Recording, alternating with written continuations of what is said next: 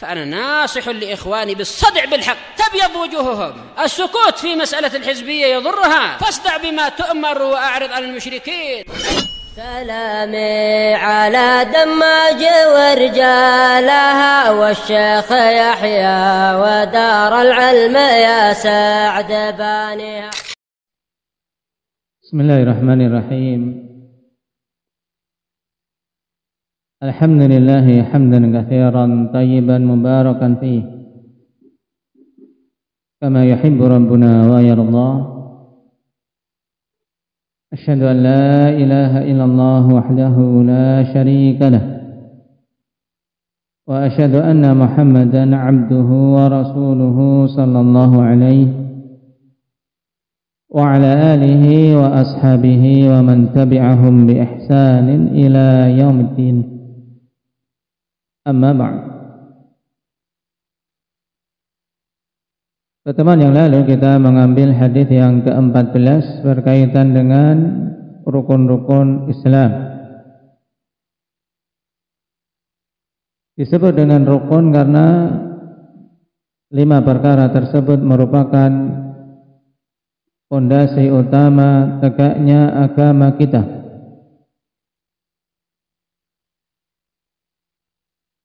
Dan sekarang kita akan masuk pada hadis yang ke-15 berkaitan dengan rukun-rukun iman.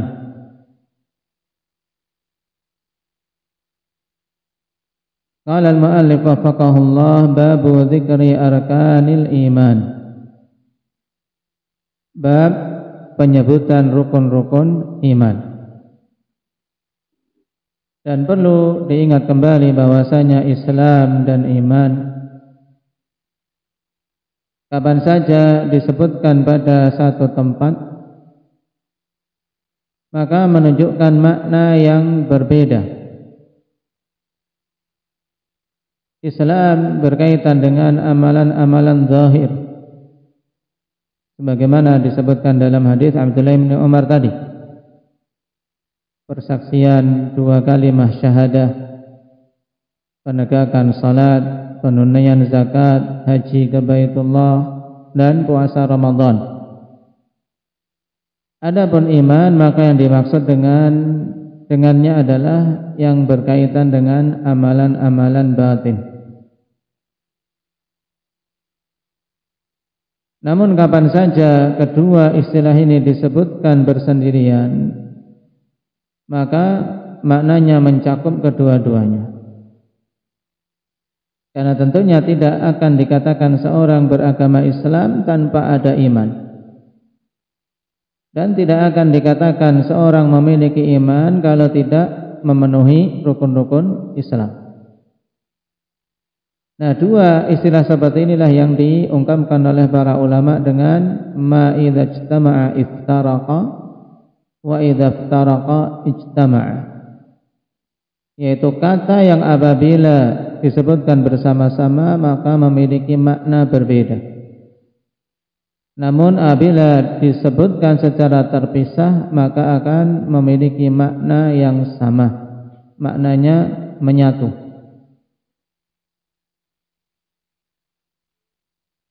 Dan juga ikhwan, ketika 2 istilah ini disebutkan secara bersamaan maka menunjukkan tingkatan dari tingkatan-tingkatan di dalam agama kita. Karena agama kita memiliki 3 maratib, 3 tingkatan. Tingkatan yang paling dasar adalah Islam, yang seorang masuk ke dalamnya pertama kali dengan mengucapkan 2 kalimah syahadah. Sehingga kapan saja seseorang telah mengucapkan 2 kalimah syahadah ini, maka terjaga darah dan hartanya. Tidak boleh dibunuh, tidak boleh diambil hartanya sebagai jizyah, sampai terlihat darinya hal-hal yang membatalkan keislaman yang telah dia ungkapkan dengan kalimatut tauhid yang dia persaksikan.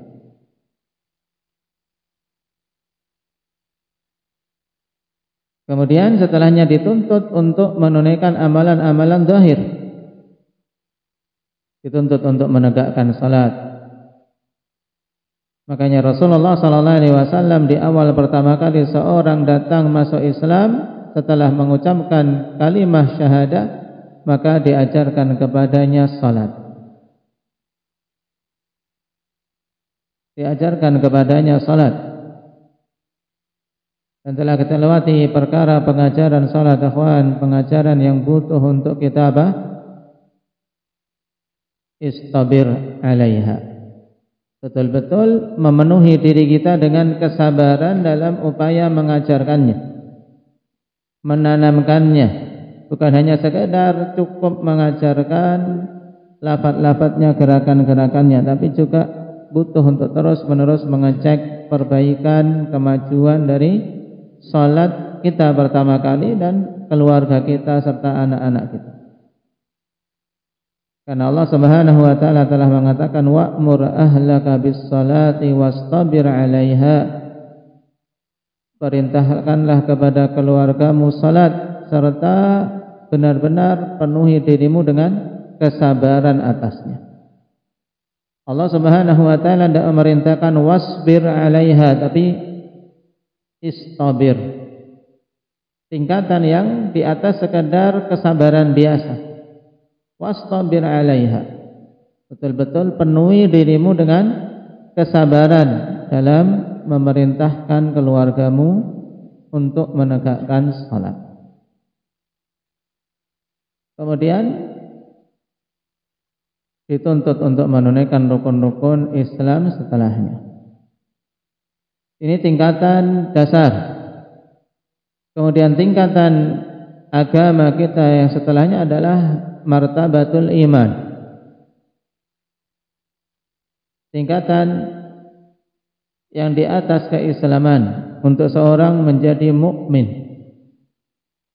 Tingkatan dasar muslim. Kenapa jadi tingkatan dasar? Karena cukup untuk seorang disebut muslim ketika dia menunjukkan syiar yang nampak, syiar lahiriah tentang keislamannya dengan mengucapkan dua kalimah syahadah tadi. Oleh karena itulah orang-orang munafikin ketika mereka menampakkan hal-hal yang lahiriah dari perkara-perkara Islam, maka mereka masuk dalam deretan muslim secara zahir. Tapi mereka tidak masuk pada tingkatan berikutnya, yaitu tingkatan mukmin. Karena keislaman orang-orang munafikin, keislaman hanya sekadar lahiriah, sebab batinnya menyimpan kedengkian terhadap Islam dan menyimpan kekufuran.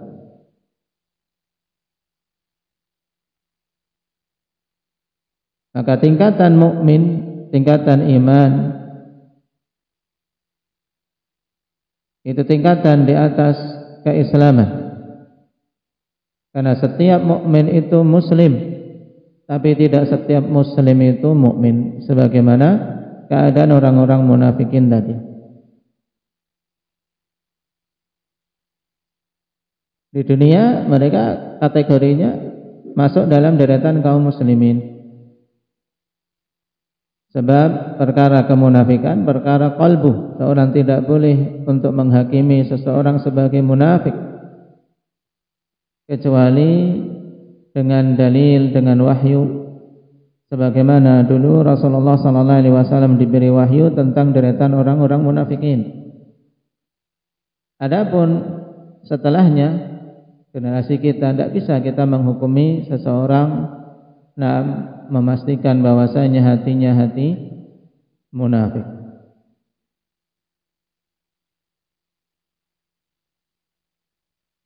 Baru kemudian tingkatan yang ketiga adalah tingkatan ihsan.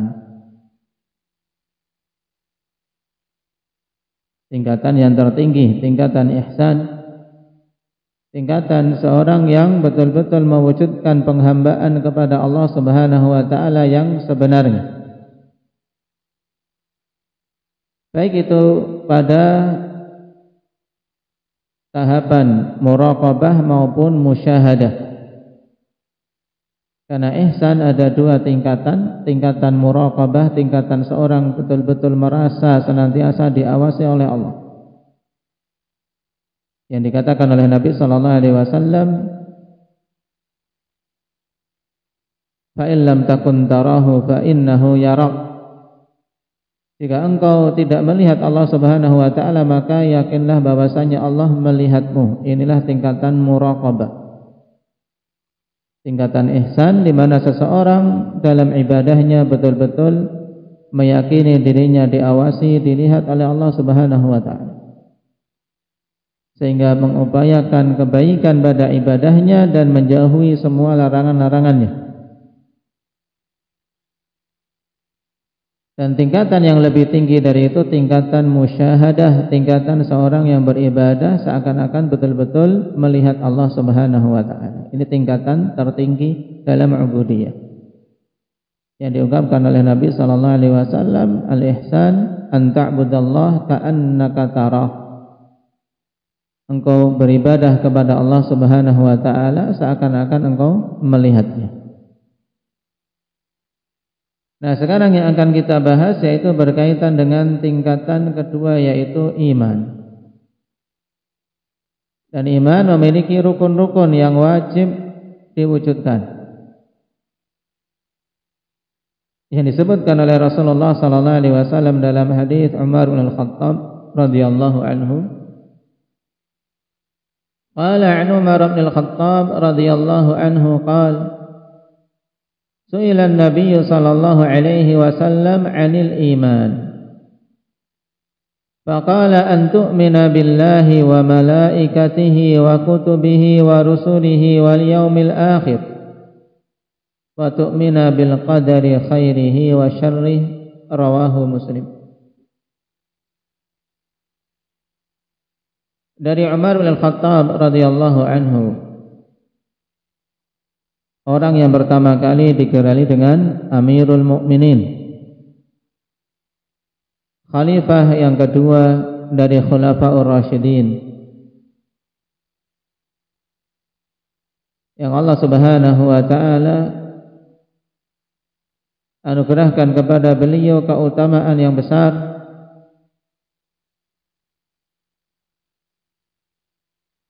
dari sisi ilmu. Bahkan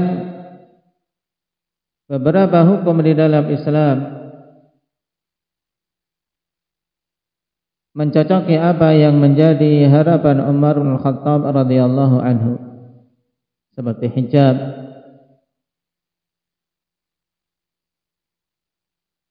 turun ketika Umar sangat berharap untuk betul-betul para wanita muslimah diturunkan ayat yang mengharuskan mereka untuk berhijab.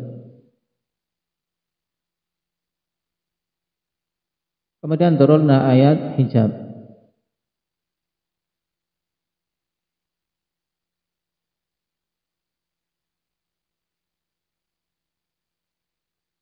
Dan kaum muslimin setelah masuk Islamnya Umar bin Khattab radhiyallahu anhu, mereka betul-betul sangat berbahagia. Sehingga dengan sebab itu mereka masuk pada fase mulai terang-terangan menunjukkan keislaman. Nah, di sini diriwayatkan dari Umar bin Khattab radhiyallahu anhu bahwasanya Nabi sallallahu alaihi wasallam ditanya tentang iman, faqala, maka beliau menjawab, an tu'mina billahi wa malaikatihi wa kutubihi wa rusulihi. Iman yaitu engkau beriman kepada Allah dan beriman kepada malaikat-malaikatnya serta kitab-kitabnya dan rasul-rasulnya, wal yaumil akhir, dan beriman terhadap hari akhir, wa tu'mina bil qadari khairihi wa syarrihi, dan engkau beriman terhadap takdir yang baik maupun yang buruknya. Hadis rawahu Muslim.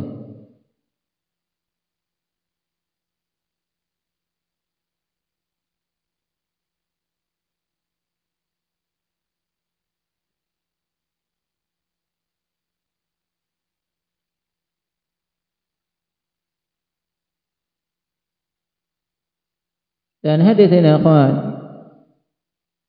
yang masyhur dikatakan dengan hadis Jibril yang diambil dari jawaban Jibril alaihi salam di saat Rasulullah sallallahu alaihi wasallam ditanya tentang iman,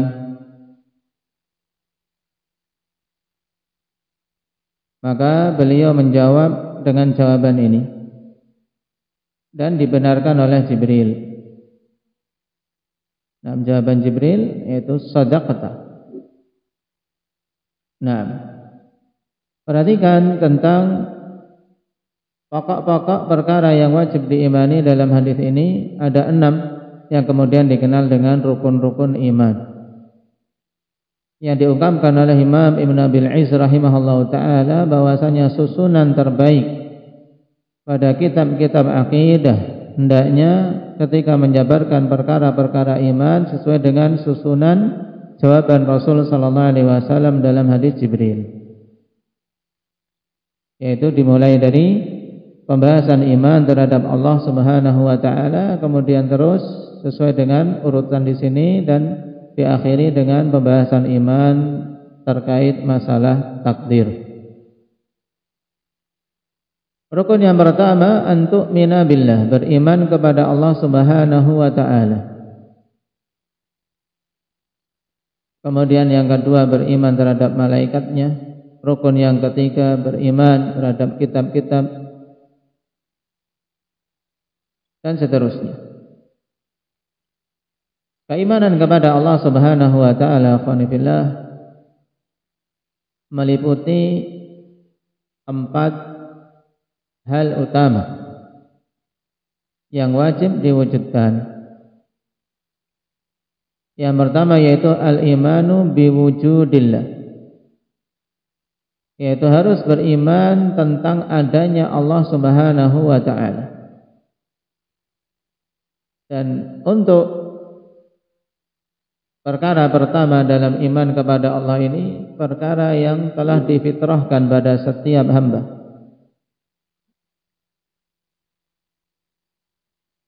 Meyakini secara fitrah bahwasanya Allah Subhanahu wa ta'ala ada.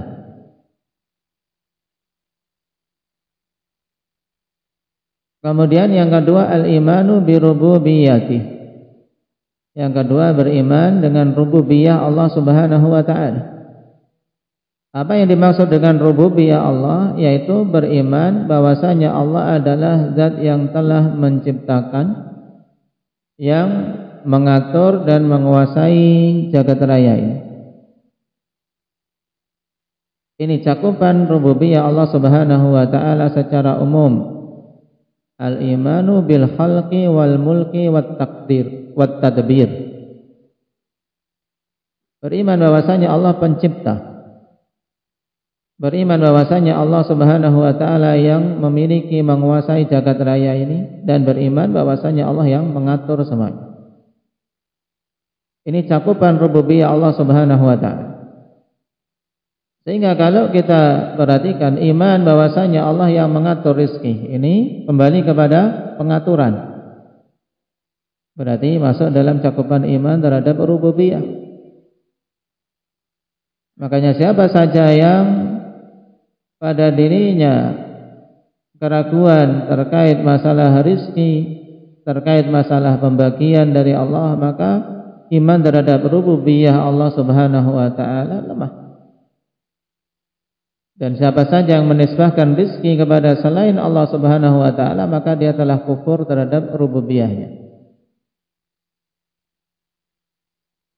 Ini yang kedua. Adapun perkara yang ketiga terkait iman terhadap Allah Subhanahu wa ta'ala, yaitu al-imanu bi uluhiyati. Iman tentang uluhiyah Allah Subhanahu wa ta'ala. Maksudnya yaitu beriman bahwasanya Allah satu-satunya zat yang berhak untuk diibadahi. Setelah tahu bahwasanya Allah ada, Dialah yang menciptakan, menguasai dan mengatur jagat raya, maka seharusnya dia menyerahkan ibadahnya kepada Allah semata. Itulah keimanan terhadap uluhiyah Allah Subhanahu wa taala. Dzalika bi anna Allaha huwal haqq wa anna ma yad'una min dunihi al-batil. Yang demikian itu karena Allah Subhanahu wa taala adalah satu-satunya sesembahan yang hak dan yang selainnya adalah sesembahan-sesembahan yang batil. Perkara yang keempat terkait iman kepada Allah, yaitu al-iman bi asma'illahi wa sifatih, yaitu beriman terhadap nama-nama Allah Subhanahu wa taala dan sifat-sifatnya. Yang wajib kita imani bahwasanya Allah memiliki nama-nama yang husna. Apa makna husna indaki Abdurrahman? Nah, yaitu nama-nama yang mencapai puncak kebagusan. Ini makna husna, balighatun fil husni ghayatah. Nama-nama yang mencapai puncak kebagusan. Dan juga kita mengimani bahwasanya Allah memiliki sifat-sifat yang sempurna, sifat-sifat yang tinggi, yang tidak ada cacat dan celah padanya. Nah, ini 4 hal yang harus diwujudkan untuk seorang dikatakan beriman kepada Allah. Jadi bukan hanya sekadar mengimani Allah itu ada, belum cukup. Kenapa? Karena kalau sekadar mengimani Allah itu ada, dan sekadar mengimani Allah itu yang menciptakan, yang memberi rizki, orang-orang kufar Quraisy dulu pun sudah mengimaninya. Nah, dan ini bukan tujuan dakwah dari Nabi kita Muhammad sallallahu alaihi wasallam. Tapi untuk dikatakan beriman kepada Allah dengan sebenar-benar iman, wajib memenuhi 4 hal tadi. Dan masing-masing 4 perkara tersebut butuh setiap muslim ikhwan memperkuat keilmuan badannya dan memperkuat keimanannya. Karena antara ilmu dan iman itu berbanding lurus. Antara ilmu dan iman berbanding lurus. Semakin kuat keilmuan seseorang tentang Allah, maka semakin kuat ma'rifatnya, akan semakin kuat pengenalannya terhadap Allah, dan berarti akan semakin kuat imannya. Nah, disinilah pentingnya seorang muslim maupun muslimah mempelajari ilmu tentang Allah, ma'rifatullah, untuk betul-betul kita mengenal Allah, terutama untuk bisa mewujudkan perkara yang ketiga dan keempat dari iman kepada Allah tadi. Karena perkara pertama dan kedua ini perkara yang sudah terfitrahkan. Meyakini Allah ada dan meyakini rububiyah Allah ini perkara yang sudah terfitrahkan. Adapun perkara yang kedua, ketiga, tentang uluhiyah dan asma wa sifat, ini yang butuh seorang muslim berupaya senantiasa menambah keilmuan tentangnya, menambah tentang ma'rifahnya tentang Allah, tentang nama-nama dan sifat-sifatnya. Karena sungguh semakin kuat ma'rifah seorang hamba tentang hal tersebut, akan semakin kuat iman. Sebagaimana keadaan para ulama, sehingga mereka semakin kuat rasa takutnya kepada Allah. Innama yakhshallaha min ibadihil ulama. Dan juga yang lebih tinggi dari itu semua, para anbiya war rasul. Jika mereka semakin mengenal Allah, akan semakin kuat keimanannya. Tidaklah seorang muslim ataupun muslimah melemah dari sisi keyakinan, dari sisi kepercayaan terhadap Allah, kecuali karena lemahnya dari sisi tersebut. Pengenalan dia kepada Allah lemah, sehingga cenderung untuk meninggalkan kewajiban-kewajiban atau menyepelekan perintah-perintah. Sebagaimana pula cenderung untuk melanggar larangan-larangan, wal'iyadzubillah. Baik. Adapun untuk rukun-rukun iman berikutnya insyaallah kita ambil pada pertemuan yang akan datang. Nasallallahu at-taufiq was-sadad walhamdulillahirabbil alamin.